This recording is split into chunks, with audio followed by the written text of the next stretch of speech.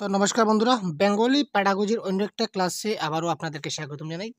তো আজকে আমরা বেঙ্গলি প্যাডাগজির ল্যাঙ্গুয়েজ স্কিল নিয়ে আমরা আলোচনা করব, ভাষাগত দক্ষতা। এর সঙ্গে সঙ্গে আপনাদের সেকেন্ড ল্যাঙ্গুয়েজ যাদের ইংলিশ রয়েছে বা ফার্স্ট ল্যাঙ্গুয়েজ ইংলিশ রয়েছে তাদেরও কিন্তু যথেষ্ট হেল্প হবে আজকের এই ক্লাস থেকে।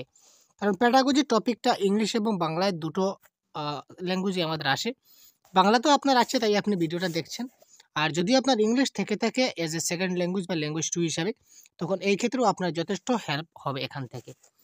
আর এটা হচ্ছে আমাদের ফাউন্ডেশন কোর্সের অন্য একটি ক্লাস। তো টপিক হচ্ছে ভাষাগত দক্ষতা বা ল্যাঙ্গুয়েজ স্কিল। এখান থেকে কিন্তু প্রত্যেক বছর প্রশ্ন আসে। পুরো ডিটেলসে আলোচনা করবো, পুরো কনসেপ্ট, কোনো কিছু ছুটে যাবে না। যদি এক পার্টে না হয় ২টা পার্টে শেষ করবো এই টপিকটাকে, তাও কোনো ব্যাপার নয়। কিন্তু সবগুলা বিষয় আমাদেরকে জানতে হবে। কোথায় কোথা থেকে প্রশ্ন আসবে সব জায়গাগুলো দেখিয়ে দেবো, কোন কোন জায়গা থেকে প্রশ্ন আসে। সুতরাং আপনাদের একটা রিকোয়েস্ট, আপনারা শুধুমাত্র সাথে থাকবেন, শেষ পর্যন্ত দেখতে থাকবেন, বাস জিনিসটা বুঝতে যাবেন। আর যেটা বুঝতে অসুবিধা হয় অবশ্যই কমেন্ট বক্সে কমেন্ট করুন, আমি পরবর্তী সময়ে আপনাদেরকে বুঝিয়ে দেবো। তো দেখুন, ভাষাগত দক্ষতা বা ল্যাঙ্গুয়েজ স্কিল মানে কি? Ability, proficiency in execution or performance. অর্থাৎ কি করে ভাষাকে নৈপুণ্যের সঙ্গে ব্যবহার করা যায় বা কিভাবে ভাষাকে শ্রুতি মাধুর্যপূর্ণ অর্থবহ করে তোলা যায়, তার কৌশল আয়ত্ত করা, চর্চা করা। আমরা যে ভাষা রয়েছে, ভাষাটাকে কিভাবে আমরা আরো শ্রুতি মাধুর্যপূর্ণ অর্থবহ করে তুলতে পারি, তার যেটা কৌশল, যেটা আমরা আয়ত্ত করবো বা চর্চা করবো, এটাই হচ্ছে এক কথায় ল্যাঙ্গুয়েজ স্কিল। তো এই বলে কিন্তু শেষ নয়, এই বলে কিন্তু কথা নয়, তার অনেকগুলা টপিক রয়েছে, অনেকগুলা পার্ট রয়েছে। দেখুন, জেনারেলি তার ২টা পার্ট আছে। জেনারেলি ভাষাগত দক্ষতার কয়টা ভাগ আছে? ২টা ভাগ। একটা হচ্ছে গ্রহণধর্মিতা। গ্রহণধর্মিতাকে বলা হয় রেসেপটিভ ফাংশন। গ্রহণধর্মিতা অর্থাৎ রিসিপটিভ ফাংশন, যেটা আপনি রিসিভ করবেন, যেটা আপনি গ্রহণ করবেন। ঠিক আছে? আরেকটা হচ্ছে প্রকাশধর্মিতা বা প্রোডাক্টিভ। প্রকাশধর্মিতা বা এক্সপ্রেসিভ। ঠিক আছে? তো এই প্রকাশধর্মিতার আরেকটা নাম আছে, যেটাকে আমরা বলতে পারি উৎপাদনমূলক বা প্রোডাক্টিভ। ঠিক আছে? একটা হচ্ছে গ্রহণধর্মিতা, এটা হচ্ছে রেসেপটিভ ফাংশন। আরেকটা হচ্ছে গ্রহণধর্মিতা মানে প্রকাশধর্মিতা। তো প্রকাশধর্মিতার আরেকটি নাম রয়েছে উৎপাদনমূলক ধর্মিতা, বা এটাকে ইংলিশে যদি বলি তাহলে বলবো প্রোডাক্টিভ অথবা এক্সপ্রেসিভ ফাংশন। ঠিক আছে? Next slide. দেখুন, এবার হচ্ছে গ্রহণধর্মিতা বা রেসিপটিভ ফাংশন মানে কি? আমরা তো বললাম যে ২টা পার্ট রয়েছে, একটা হচ্ছে রিসিপটিভ, একটা হচ্ছে এক্সপ্রেসিভ বা প্রোডাক্টিভ। তো এবার কথা হচ্ছে রিসিপটিভ কি? গ্রহণধর্মিতাটা কি? যা কিছু বলা হয়েছে তা বুঝার ক্ষমতা। যা কিছু বলা হয়েছে, ability to understand spoken language.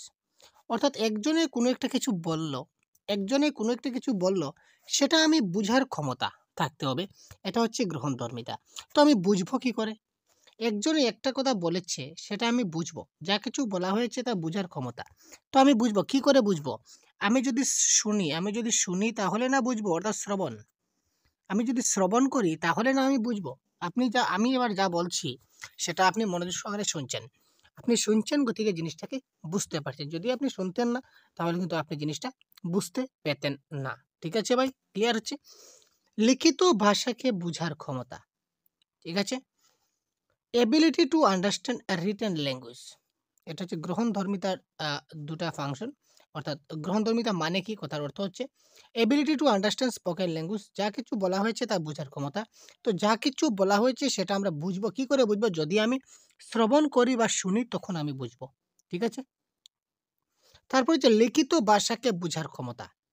Ability to understand written language. একটা লিখিত লেখা রয়েছে। অর্থাৎ এখানে দেখুন, এখানে ওই জিনিসটা লেখা রয়েছে। ওই জিনিসটাকে আমার কি রয়েছে? লেখা রয়েছে। এখানে লিসেনিং আগে লিখে নিই। শোনা যেটা বলেছিলাম, লিসেনিং। এই এখানে একটা লাইন রয়েছে। হচ্ছে কি বলেছে? Ability to understand written language. ওই রিটেন ল্যাঙ্গুয়েজকে আমাকে আন্ডারস্ট্যান্ড হতে হবে বা বুঝতে হবে যে এখানে কি লেখা আছে। আমি কি করে বুঝবো যে এখানে কি লেখা আছে? পয়েন্ট ওইখানে। পয়েন্টটা ওইখানে ভাই। আমি কি করে বুঝবো এখানে কি লেখা আছে? আমি যদি জিনিসটাকে পড়ি মনোযোগ দিয়ে, আমি যদি জিনিসটাকে যদি পড়ি, তাহলেই কি আমি বুঝতে পারবো। যদি পড়ি না তাহলে কিন্তু বুঝতে পারবো না। সুতরাং রিডিং। তো তার মানে আমরা এখান থেকে কি দেখলাম, লিসেনিং এবং রিডিং হচ্ছে আমাদের কি প্রোডাক্ট রেসিপটিভ স্কিল বা গ্রহণধর্মিতা। বুঝা গেছে? গ্রহণধর্মিতা কোনগুলি? লিসেনিং এবং রিডিং। জেনারেলি আমাদের 4টা সিকোয়েন্স রয়েছে, LSRW: লিসেনিং, স্পিকিং, রিডিং এবং রাইটিং। তো তার মধ্যে যদি বলে আপনাদের রিসিপটিভ ফাংশন কোনগুলি বা গ্রহণমূলক দক্ষতা কোনগুলি, প্রশ্ন আসছে গ্রহণমূলক দক্ষতা, উৎপাদনমূলক দক্ষতা, প্রকাশমূলক দক্ষতা, এই ধরনের প্রশ্ন আসে 100% কনফার্ম। তো এখানে যদি বলে যে গ্রহণধর্মিতা কি, তো গ্রহণধর্মিতা হচ্ছে কি যা কিছু বলা হয়েছে তা বুঝার ক্ষমতা। তো আমি যা কিছু বলা হয়েছে সেটা বুঝবো, কি করে বুঝবো? যখন আমি লিসেনিং করি, যখন শ্রবণ করবো তখন আমি বুঝবো। লিখিত ভাষাকে বোঝার ক্ষমতা, লিখিত যা রয়েছে সেটাকে আমি বুঝবো, কি করে বুঝবো? যখন আমি রিডিং করি, যা লেখা রয়েছে তা যদি আমি পড়ি তখনই না বুঝবো এখানে কি লেখা আছে। সুতরাং এল এবং আর হচ্ছে কি আমার গ্রহণধর্মিতা বা রেসিপটিভ স্কিল। নেক্সট, উৎপাদনমূলক দক্ষতা বা প্রকাশধর্মিতা, প্রোডাক্টিভ অর এক্সপ্রেসিভ ফাংশন। বলার মাধ্যমে বক্তব্যের বিষয়কে প্রকাশ করা। Ability to express ideas in speech, আমি স্পিচের মাধ্যমে বা বক্তৃতার মাধ্যমে আমি আমার যে কথা রয়েছে সেটাকে আমি প্রকাশ করব, যেট ইজ কল প্রকাশধর্মিতা। বক্তৃতার মাধ্যমে আমি কি করব? প্রকাশ করব। তার মানে কি, এখানে স্পিকিং হচ্ছে কথন, কথন যাকে বলা হয় কথন। স্পিকিং মানে কি? কথন। অর্থাৎ এখানে কথন হচ্ছে কি আমাদের প্রকাশধর্মিতা বা প্রকাশমূলক দক্ষতা বা উৎপাদনমূলক দক্ষতা, প্রোডাক্টিভ স্কিল বা এক্সপ্রেসিভ স্কিল যদি বলি তাহলে এটা কি? এটা হচ্ছে কি স্পিকিং। লিখিতভাবে কোনো বক্তব্যকে প্রকাশ করা। আগেরটা কি ছিল? Ability to understand written language, যে কি লেখা রয়েছে সেটা আমার বুঝতে হবে। আর এবার কি বলেছে যে কোনো একটা বিষয় লিখিতভাবে প্রকাশ করতে হবে। Ability to express idea in writing, অর্থাৎ কোনো কিছু লিখে আমি সেটাকে প্রকাশ করব। তো তার মানে কোনো কিছু লিখে যখন প্রকাশ করব, সুতরাং writing is also known as প্রকাশধর্মিতা। ঠিক আছে? তো তার মানে আমি এখানে কি পেলাম? স্পিকিং, স্পিকিং অ্যান্ড কি পেলাম? রাইটিং। স্পিকিং এবং রাইটিং কি হলো? আমাদের প্রকাশমূলক দক্ষতা বা উৎপাদনমূলক দক্ষতা। এখানে দেখুন আমি ডিটেলসে দিয়ে দিচ্ছি, আপনারা স্ক্রিনশট করে রাখতে পারেন। ভাষাগত দক্ষতা 4টা প্রকার হয়: শ্রবণ, কথন, পঠন, লিখন। ঠিক আছে? শ্রবণ মানে কি? লিসেনিং। এস মানে কি? স্পিকিং, স্পিকিং মানে কি? কথন। আর মানে কি? পঠন, পঠন মানে কি? পঠন, পঠন। আর ডাব্লিউ মানে কি? লিখন। শ্রবণ, কথন, পঠন, লিখন। তার মধ্যে শ্রবণ এবং পঠন, শ্রবণ এবং পঠন হচ্ছে কি আমাদের গ্রহণধর্মিতা, রিসিপটিভস যাকে আমরা বলতে পারি, রিসিপটিভ যাকে আমরা রিসিভ করি। আর প্রকাশমূলক দক্ষতা মানে প্রোডাক্টিভ কোনগুলো আমরা দেখলাম, কথন এবং লিখন। দেখলাম তো কি করে হলো। এই জিনিসটা খুব ভালো করে দেখে নিন, স্ক্রিনশট করে রেখে দিন ভাই, খুব ইম্পর্টেন্ট, খুব কাজে লাগবে। অতি গুরুত্বপূর্ণ পয়েন্ট আমি এখানে কিন্তু ডিসকাস করছি। এবার দেখুন, গ্রহণধর্মিতা বললে কি হয়? শ্রবণ এবং পঠন। আর প্রকাশধর্মিতা হলে কথন এবং লিখন। কারণ যখন আমরা শুনবো তখন আমরা রিসিভ করব, যখন আমরা লিখিত ভাষা কি রয়েছে সেটা যদি বুঝতে চাই, গ্রহণ করতে চাই, তখন পড়তে হবে। আর যখন আমি কিছু বলবো তখন সেটাকে কি করব? প্রকাশ করব। হয়তো কিছু বলে প্রকাশ করবো, নতুবা কোনো কিছু লিখে প্রকাশ করবো। আমি এখানে কোনো কিছু জানাতে চাই, আমি কি করে জানাবো? হয়তো আমি মুখে বলবো, এমন কিছু কথা আছে যে আমি বলতে পারছি না, কিন্তু আমি একটা চিরকুট বা একটা কাগজে আমি আপনাকে লিখে আমি দিয়ে দিলাম, সেটা দেখে আপনি আমার মনের কথাটা বুঝে নিতে পারলেন, আমার মনের কথাটা প্রকাশ হয়ে গেল। ঠিক আছে? দ্যাট ইজ কল্ড প্রকাশধর্মিতা। নেক্সট দেখুন, ভাষাগত দক্ষতা, ল্যাঙ্গুয়েজ স্কিলের এবার পুরো টোটাল ডিটেলস এবার আমরা আলোচনা করব। অনেক সময় নষ্ট হবে আপনাদের, নষ্ট নয়, সময় কাজে লাগাবে, সময়টাকে কাজে লাগবে। অনেক গুরুত্বপূর্ণ ক্লাস, এই ক্লাসটা যদি শেষ পর্যন্ত দেখে নিতে পারেন তো ভাষা দক্ষতা, লিসেনিং, স্পিকিং, রিডিং, রাইটিং থেকে কোনো প্রশ্ন আপনার পরীক্ষায় ছুটবে না। চ্যালেঞ্জ। পারস্পরিক ভাব বিনিময় বা যোগাযোগের মাধ্যমেই হলো ভাষা। পারস্পরিক ভাব বিনিময় করা বা যোগাযোগের মাধ্যমে হচ্ছে কি একটা ভাষা। এই যোগাযোগ সম্পূর্ণতা লাভ করে ভাষার দক্ষতার উপর। এই যোগাযোগের সম্পূর্ণতা লাভ করে কিসের উপর? ভাষার দক্ষতার উপর। এই ভাষা শিক্ষার ক্ষেত্রে ভাষা দক্ষতা বা ল্যাঙ্গুয়েজ স্কিলের আলোচনা খুব গুরুত্বপূর্ণ। এই ভাষা শিক্ষার ক্ষেত্রে ভাষা দক্ষতা বলুন বা তার ল্যাঙ্গুয়েজ স্কিল বলুন, তার আলোচনা কিন্তু এটা খুব গুরুত্বপূর্ণ রয়েছে। এই প্রসঙ্গে ৪ প্রকার ভাষা দক্ষতার কথা আলোচনা করতে হবে। ৪ প্রকার ভাষা দক্ষতা কি, কি? শ্রবণ, কথন, পঠন এবং লিখন। প্রথমে আমরা দেখি শ্রবণ কি? পুরো ডিটেইলস সবগুলা জিনিস বুঝবো। শ্রবণ কি? What is listening? ৪ ধরনের ভাষা দক্ষতার প্রথম স্থান দেওয়া হয় শ্রবণকে। প্রথমে ছিল না? শ্রবণ, কথন, পঠন, লিখন বলতে শ্রবণ কথা কখন এসেছে? প্রথমে। ৪ ধরনের ভাষা দক্ষতার প্রথম স্থান দেওয়া হয় শ্রবণকে। এখন প্রশ্ন হলো, শ্রবণ কি? শ্রবণ কি? সবাই জানি শ্রবণ কি। ভাষাকে কান দিয়ে গ্রহণ করাকে শ্রবণ বলা হয়। অর্থাৎ কান দিয়ে যা শুনি তাই শ্রবণ। ইন্টারেস্টিং ব্যাপার ভাই। কান দিয়ে আমরা যেটা শুনবো এটাই হচ্ছে কি? শ্রবণ। শ্রবণ হলো একটি গ্রহণমূলক দক্ষতা। আগে পেয়েছিলাম শ্রবণ কি? একটি গ্রহণমূলক বা একটা রিসেপটিভ স্কিল। আমরা রিসিভ করি। শ্রবণের মাধ্যমে আমরা কি করি? শ্রবণ রিসিভ করি। যেকোনো ডাটা, যেকোনো তথ্য, যেকোনো কিছু আমরা গ্রহণ করতে পারি। ভাষা শেখার ক্ষেত্রে এটিকে যোগান হিসাবে বিবেচনা করা হয়। ভাষা শেখার ক্ষেত্রে এটিকে একটা ইনপুট হিসেবে ব্যবহার করা হয়। অর্থাৎ এর মাধ্যমে আমরা ইনপুট মানে কি? যেটা প্রবেশ করে। তো শোনার মাধ্যমে আমাদের মস্তিষ্কে কিছু একটা প্রবেশ করে। আর বলার মাধ্যমে সেটা আউটপুটের কাজ করে। যেকোনো ভাষা শেখা শুরু করার আগে শিক্ষার্থীকে সেই ভাষা শোনানোর ব্যবস্থা করা উচিত। যেকোনো একটা ভাষা যদি আমি শিশুকে শেখাতে চাই, তো শেখানোটা শুরু করার আগে ওই ভাষাটা শিশুকে কি করতে হবে? শোনানোর ব্যবস্থা করতে হবে। শিশুটাকে আগে প্রথমে ওই ভাষাটা শোনাতে হবে, তারপর সে শিখবে। যদি সে নাই শুনে, তাহলে আমি যদি কোনো ভাষা নতুনভাবে যদি কোনো ভাষা না শিখি, তাহলে কি আমি শিখতে পারবো? কখনোই না। আমাকে শিখতে গেলে প্রথমে ওই ভাষাটা আমাকে কি করতে হবে? শুনতে হবে।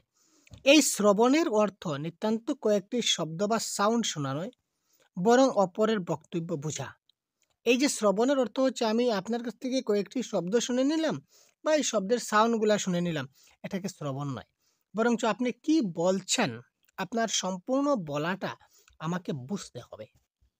আপনি চিং পং চাং পং চাং একটা ল্যাঙ্গুয়েজ রয়েছে, ঠিক আছে? ধরে নিন আপনি একটা ল্যাঙ্গুয়েজ বললেন, তো ওই ল্যাঙ্গুয়েজে আপনি কি বললেন ওইটা আমাকে কি করতে হবে?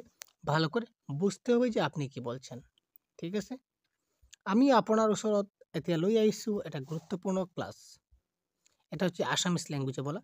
তো এবার আমি যদি ভালো করে আপনি কি বললেন সেটা যদি আমি ভালো করে বুঝে নিতে পারি, তার মানে আমার শ্রবণ সার্থক। আর আমি যদি আপনি কি বললেন যদি আমি বুঝতে না পারি, তাহলে আমার শ্রবণটা সার্থক নয়। তো ওটাই বলেছে যে শ্রবণের অর্থ এক কথায় হচ্ছে কি? অপরের বক্তব্যটা বোঝা। সাধারণ অবস্থায় বাস্তব জীবনে আমরা ২ ধরনের শ্রবণ পরিস্থিতির সম্মুখীন হই। তো সাধারণ অবস্থায় বাস্তব জীবনে আমরা কয় ধরনের শ্রবণ পরিস্থিতি দেখা যায় আমাদের সামনে? ২ ধরনের শ্রবণ পরিস্থিতি আমাদের সামনে কি করে দেয়? দেখা দেয়। কি, কি? একটা হচ্ছে পারস্পরিক ক্রিয়া প্রতিক্রিয়া ছাড়া শোনা বা একমুখী শ্রবণ প্রক্রিয়া, ওয়ান ওয়ে কমিউনিকেশন। একটা আছে কি? একমুখী শ্রবণ প্রক্রিয়া।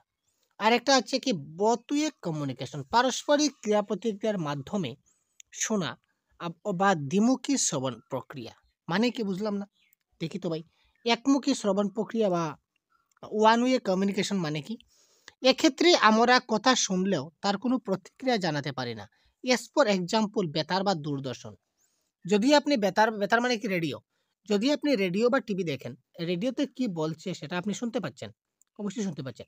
টিভিতে কি বলছে সেটা আপনি শুনতে পাচ্ছেন। কিন্তু আপনি কোনো রিপ্লাই দিতে পারবেন না। আর আপনি রিপ্লাই দিলেও আপনার কথা রেডিও শুনবে না, টিভি শুনবে না। ঠিক আছে? ধরে নিন টিভিতে একটা নিউজ চলছে। এই চ্যানেলে ওই নিউজটা চলছে। আপনি যদি তখন আপনি টিভির সামনে বসে যদি সাংবাদিককে বলেন, "আরে ওই নিউজটা চেঞ্জ করে আগের নিউজটা দাও তো। বা একটু আগে কি নিউজটা দিলে? আমি তো ঠিক ভালো করে বুঝতে পারলাম না। ওই নিউজটা তুমি আবার দাও।" টিভি সেন্টারে যে বসে আছে সে কি আপনার কথা শুনবে? আপনি যে টিভির সামনে বসে আছেন সে কি জানে? সে আপনার কথা শুনবে না। একমুখী শ্রবণ প্রক্রিয়া। সে তার এক মুখ দিয়েই সে বলতে যাবে। আপনার কোনো কথা এখানে কাজে লাগবে না। কিন্তু আপনি শুনছেন, আপনি শ্রবণ করছেন। Got this point? আপনি কিন্তু শ্রবণ করছেন টিভির সামনে বসে বা রেডিওর সামনে বসে। কিন্তু আপনার কোনো কথা এই ব্যক্তি শুনবে না। দ্যাট ইজ কল্ড একমুখী শ্রবণ প্রক্রিয়া। বা পাবলিক অ্যাড্রেস সিস্টেম। আমরা অনেক সময় রেল স্টেশন, বাস স্টেশন বা শপিং মলে গেলে আমরা অনেক সময় কি অ্যানাউন্সমেন্ট দেখি। ঠিক আছে? গাড়ির সংখ্যা ৫, ৬, ৬, ৭, ৮ गुवाहाटी से दिल्ली जाने वाली ट्रेन अभी फिलहाल नंबर 1 প্ল্যাটফর্মে आ रही है। সেটা আপনাকে জানানো হয়। আপনি কি সেই প্রসঙ্গে সঙ্গে সঙ্গে আপনি কি কোনো তাকে উত্তর দিতে পারেন যে কেন 1 নম্বরে আসছে, 2 নম্বরে আসলে কি হয়? আপনি বসে আছেন প্ল্যাটফর্মে, বা আরে ভাই এই ধরনের অ্যানাউন্স দিও না, এটা বন্ধ করো। আপনি কি তার সঙ্গে কমিউনিকেট করতে বা যোগাযোগ করতে পারেন না। অর্থাৎ পাবলিক অ্যাড্রেস সিস্টেম জনস্বার্থে প্রচারিত বার্তা, অর্থাৎ বিমানবন্দর, rail station, bus stand, shopping mall ইত্যাদি স্থানের ঘোষণাগুলো কি হয়? একমুখী শ্রবণ প্রক্রিয়া হয়। আমরা শুনতে পাই কিন্তু কোনো কিছু বলতে পারি না, রিপ্লাই করতে পারি না। প্রশ্ন আসবে ভাই, কি প্রশ্ন আসবে? যেমন ধরুন আমরা যে রেল স্টেশনের যে ঘোষণা, এই ঘোষণাটি কি ধরনের শ্রবণ প্রক্রিয়া? প্রশ্ন আসবে, ছেড়ে যাবে না আপনাকে। সুতরাং কনসেপ্ট ক্লিয়ার, মোস্ট ইম্পর্টেন্ট ভাই। ভাষণ এবং বক্তৃতা প্রভৃতি, এক্ষেত্রে আমরা ক্রমান্বয়ে বলি ও শুনি কথাটিকে পুরোপুরি বোধগম্য করার জন্য পুনরাবৃত্তির আবেদন রাখতে পারি। এর মাধ্যমগুলি সাক্ষাতে কথোপকথন, টেলিফোনে কথোপকথন, কোনো বিষয় তথ্য সংগ্রহ, সেটা আমরা বুঝে নিতে পেরেছি। তারপর দেখুন দ্বিমুখী শ্রবণ প্রক্রিয়া। ঠিক আছে, দ্বিমুখী শ্রবণ প্রক্রিয়া কি? অর্থাৎ কি, আপনি একজনের সঙ্গে কথা বলছেন, ওই ব্যক্তিটাও কি করবে? আপনার সঙ্গে ধরুন সামনাসামনি বসে আছেন, ধরেন কোনো একটা ইন্টারভিউ, কোনো একটা আপনি ইন্টারভিউতে গেলেন। ইন্টারভিউতে যাওয়ার পরে কি হবে? এক্সামিনার যে থাকবে আপনার একদম সামনাসামনি বসবে। আপনি কি বলবেন, আপনার কথা বুঝে অন্যজন কথা বলবে। ধরে নিন আপনারা 2 জন বন্ধু, 2 ফ্রেন্ড, আপনারা খুব 2 জন ভালো বন্ধু। আপনারা কথা বলছেন এই ক্ষেত্রে বসে। আপনারা কথা বলছেন। তো কথা বলতে, বলতে এক বন্ধুর কথা শেষ হওয়ার পর আরেক বন্ধু বলবে। অর্থাৎ কোন রিলেটেড কথা বলছে ওইটা, অর্থাৎ বুঝতে পারছেন তো? 2 জনে মিলেমিশে যেটা কথা বলা সেটা হচ্ছে কি?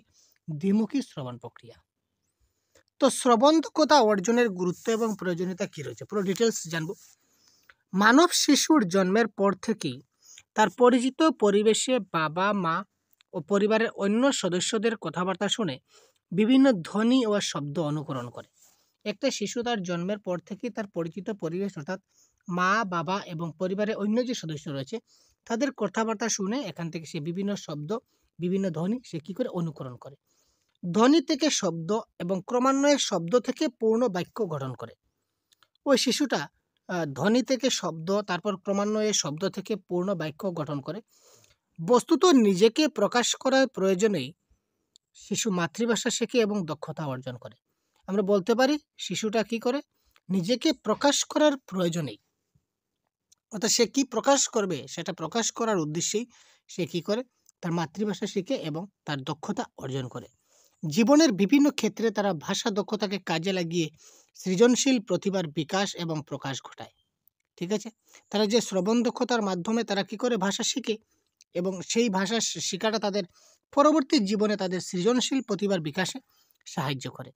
ভালো বক্তা হতে গেলে ভালো শ্রোতা হতে হয়। ইয়েস ভাই, আপনি যদি ভালো বক্তা হতে চান তাহলে প্রথমে আপনাকে ভালো শ্রোতা হতে হবে। আপনি যদি ভালো শ্রোতা না হতে পারেন তাহলে আপনি ভালো বক্তা হতে পারবেন না। অর্থাৎ আপনি প্রথমে ভালো করে শুনতে হবে যে আপনাকে কি বলবেন, সেই কথাটা আপনাকে খুব ভালো করে বুঝে নিতে হবে। তারপর আপনি একজন ভালো বক্তা হতে পারবেন। শ্রবণের দক্ষতা কেবল অন্য মানুষের কথা শুনতেই সাহায্য করে না, শ্রবণ মানুষকে পরিষ্কারভাবে কথা বলতেও সাহায্য করে। আপনি কথা বলাটা যদি ভালো করে শুনে নিতে পারেন, তো অন্যজন কিভাবে কথা বলছে সেটার উপর ভিত্তি করে কিন্তু আপনি কথা বলতে পারেন খুব ভালোভাবে। ঠিক আছে, শ্রবণ মানুষকে সঠিক উচ্চারণ শেখায়। শ্রবণ মানুষকে কি করে?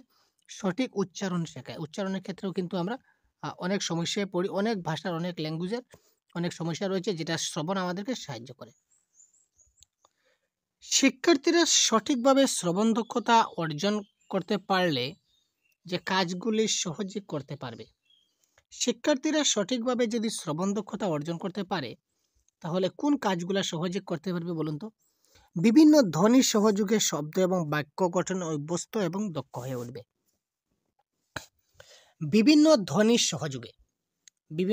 সহযোগে তারা শব্দ এবং বাক্য গঠনে অভ্যস্ত এবং দক্ষ হয়ে উঠবে।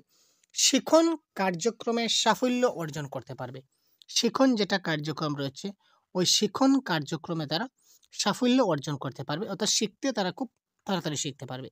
যে কোনো বিষয় শুনে উপলব্ধি করে তা শুদ্ধভাবে প্রকাশ করতে পারবে। যে কোনো বিষয় তারা শুনবে এবং শুনে জিনিসটাকে উপলব্ধি করে তারা কি করতে পারবে, শুদ্ধভাবে সেটাকে প্রকাশ করতে পারবে।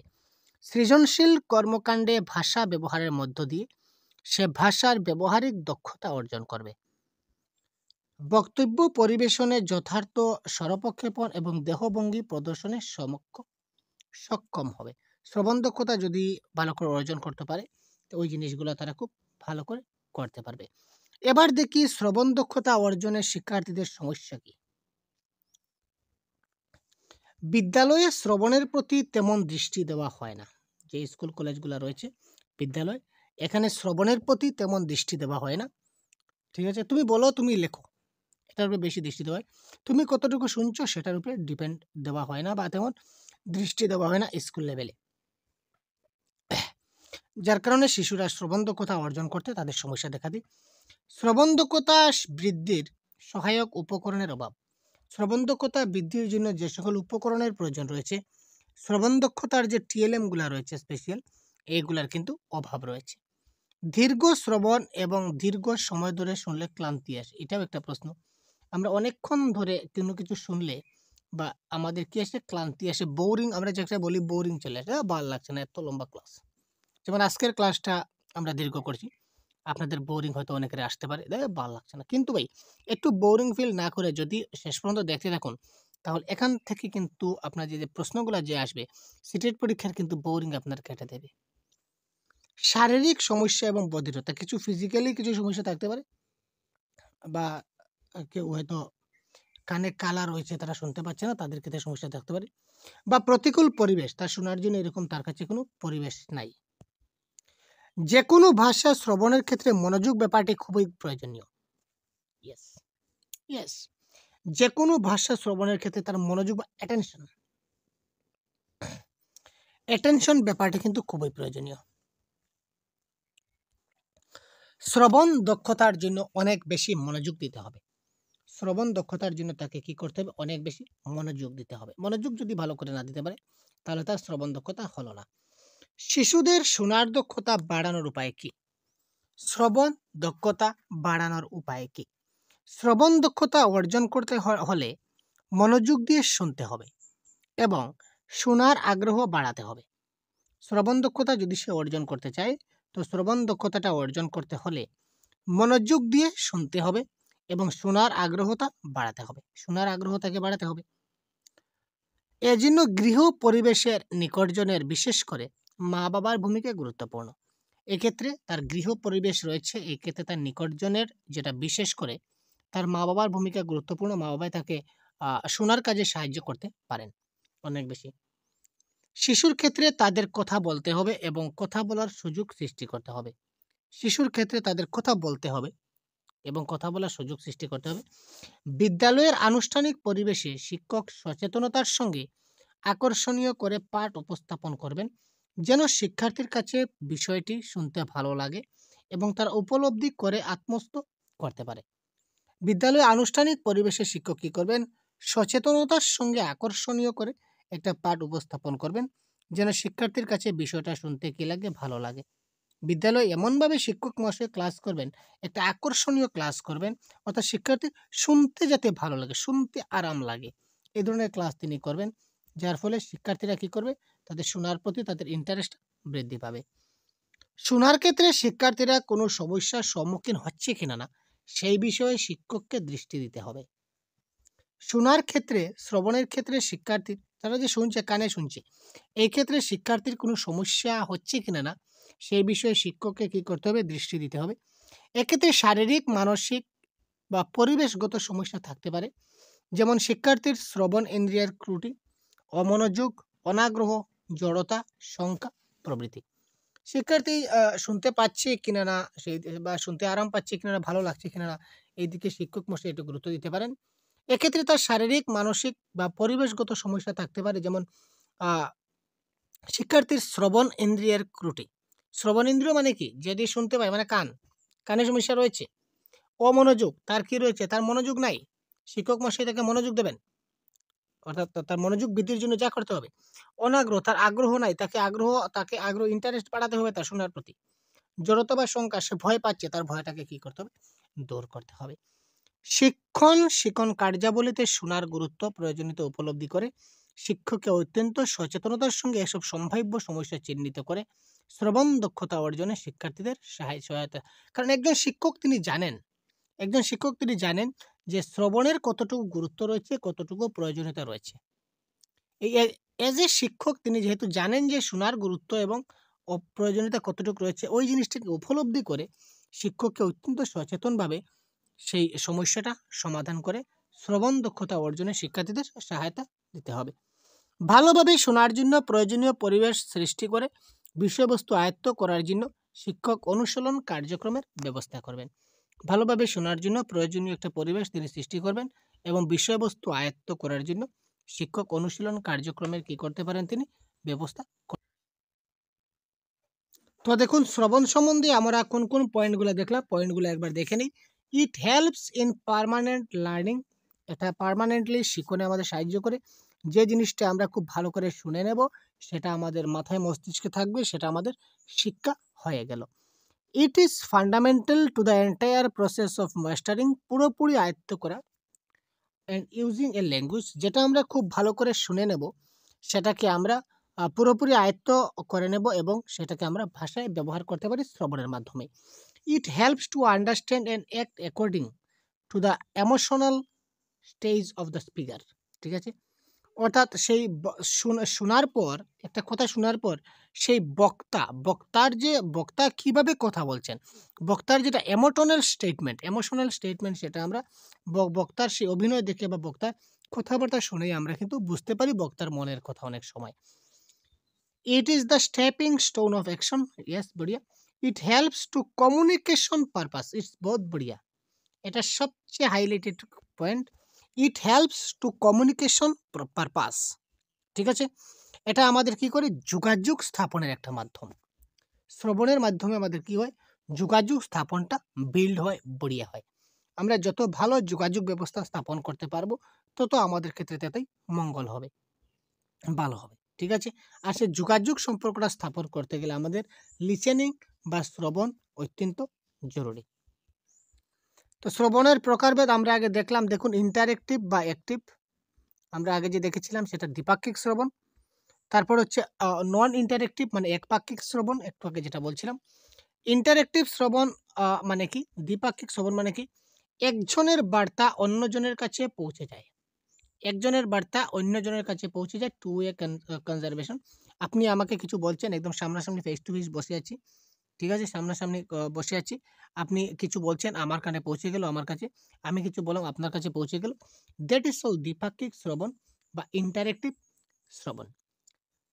It's provide feedback and response, সামনাসামনি কথা বলা বা ইন্টারভিউ, এটা কি করে? আমরা ফিডব্যাক পেতে পারি, ফিডব্যাক দেওয়া যায়। অর্থাৎ আপনি একটা কথা বলছেন, আমি সেই কথাটার ফিডব্যাক দিতে পারি, না স্যার এটা এরকম না, এটা তো এরকম বলছেন, ঠিক আছে, কিন্তু আসলে এটা এরকম না, এটা এরকম হলে ভালো হয়। বা আপনি আমার কথা রেসপন্স দিতে পারেন, আমি আপনাকে রেসপন্স দিতে পারি সামনাসামনি। যেমন সামনাসামনি কথা বলা বা ইন্টারভিউ, এগুলি হচ্ছে কি ইন্টারেক্টিভ বা দ্বিপাক্ষিক শ্রবণের একটি উদাহরণ। তারপর নন ইন্টারেক্টিভ মানে কি? একপাক্ষিক শ্রবণ। তো একপাক্ষিক শ্রবণ মানে কি? একজনের কথা শ্রোতার কাছে স্বাভাবিক ভাষায় এসে পৌঁছায়, ওয়ান ওয়ে কনজারভেশন। একজন কথা বলছে, তার কথাটা যে শুনছে তার কাছে স্বাভাবিকভাবেই ন্যাচারালি বা নর্মালি এসে তার কাছে পৌঁছাবে, কিন্তু সে কোনো রিপ্লাই দিতে পারবে না। রিপ্লাই দিলে কথাটা যে যার কাছ থেকে শুনছে সে কিন্তু কোনো রিপ্লাই দিতে পারবে না। যেমন কিভাবে? সিনেমা, টিভি, রেডিওর বিষয়ে শ্রবণ করা, অথবা কোনো রকম ঘোষণা শোনা ইত্যাদি। আমরা আগে যে কথা বলেছিলাম যে সিনেমা, টিভি, রেডিওর যে কোনো বিষয় যদি আমরা শ্রবণ করি, সেটা শ্রবণ করছে, ঠিক আছে, আমাদের কানে এসে পৌঁছাচ্ছে, কিন্তু আমার কথা আমি যদি বলি, আরে ভাই কি বললেন আরেকবার বলুন না, রেডিও কি শুনবে? কোনো রকম ঘোষণাও কিন্তু জেনারেলি পাবলিক অ্যানাউন্সমেন্টে রাস্তা দিকে মাইক নিয়ে জুড়ে জুড়ে চিৎকার করে করে ঘোষণা দিয়ে যাচ্ছে। আমি ঘরে বসে ঘোষণাটা শুনছি, যদি বলি আরে ভাই কি বলছেন, একটু জুড়ে বলুন, আসতে বলুন, সে কি আমার কথা শুনবে? সে তার ঘোষণা দিয়ে দিয়ে চলে গেছে। ঠিক আছে, সুতরাং এই দুটা হচ্ছে কি একপাক্ষিক শ্রবণ, দ্বিপাক্ষিক শ্রবণ, একটু মাথায় রাখবেন। তারপর লার্নিং স্ট্র্যাটেজিস গুলা, ঠিক আছে, শ্রবণ কৌশল আয়ত্ত করার উপায়। এটা হচ্ছে আমরা কি তথ্য আহরণ সম্পর্কিত কৌশল। আমরা শ্রবণ কেন করি? বিশেষ বিশেষ তথ্য সংগ্রহের জন্য একাগ্রভাবে মনোনিবেশ করতে হয়। কোনো কিছু তথ্য সংগ্রহ করার জন্য বা কোনো কিছু তথ্য জানার জন্য আমাদের কি করতে হবে? খুব ভালো করে মনোনিবেশ করতে হবে, মনোযোগ দিতে হবে। অর্থাৎ এই যে তথ্যটার এই যে স্ট্র্যাটেজি, এই যে কৌশল, এটার নাম হচ্ছে টপ ডাউন স্ট্র্যাটেজি। ঠিক আছে? যে কোনো তথ্য খুব ভালোভাবে আমাদের জানতে হবে, বিশেষ বিশেষ তথ্যগুলা খুব ভালোভাবে জানার জন্য যেটা আমি শ্রবণ করব, এটা হচ্ছে টপ ডাউন স্ট্র্যাটেজি। আর লিসেনার বেসড স্ট্র্যাটেজি মানে কি? কোনো বিষয় সম্পর্কে ধারণা গঠনের জন্য শোনা, অনুমান করার জন্য শোনা, সারাংশ বোঝার জন্য শোনা। ঠিক আছে? তারপর অনেকগুলা রয়েছে। বটম আপ স্ট্র্যাটেজি বা ধারণা সংগঠন মানে কি? সেটা বাক্যের গঠন সম্বন্ধে, বাক্যের গঠন, বাক্যের ধারণা সম্পর্কে আমি জানতে পারবো। That is called bottom up strategy. আর এই দুই ধরনের কৌশল সঠিকভাবে সঠিক ক্ষেত্রে ব্যবহার করে শিক্ষার্থীরা আত্মবিশ্বাসী হয়ে ওঠে। এটা হচ্ছে কি? টেক্সট বেস স্ট্র্যাটেজির মাধ্যমে। ঠিক আছে? অর্থাৎ বটম আপ স্ট্র্যাটেজি এবং টপ ডাউন স্ট্র্যাটেজি, এই দুইটা স্ট্র্যাটেজির মাধ্যমে আমরা ভাষা শ্রবণ কৌশল আয়ত্ত করতে পারি। ঠিক আছে? তো এই ছিল আমাদের আজকের শ্রবণের ক্লাস। তো তারপর আমরা দেখব আপনাদের জন্য কথন সম্পর্কে কি কথা বলা হয়েছে। পরবর্তীতে আমরা নিয়ে আসবো আপনার জন্য পুরো কথন, তারপর পঠন, তারপর লিখন সিকোয়েন্স ওয়াইজ আপনারা সবগুলি ক্লাস পাচ্ছেন। তারপর আপনারা পাবেন সিরিয়াল ওয়াইজ এমসিকিউ। সুতরাং আপনাদের সাথে থাকুন। যদি কোনো ডাউট থেকে থাকে অবশ্যই কমেন্ট বক্সে জানিয়ে দিন, আমরা আপনাদের ডাউটটা ক্লিয়ার করার চেষ্টা করব। ধন্যবাদ।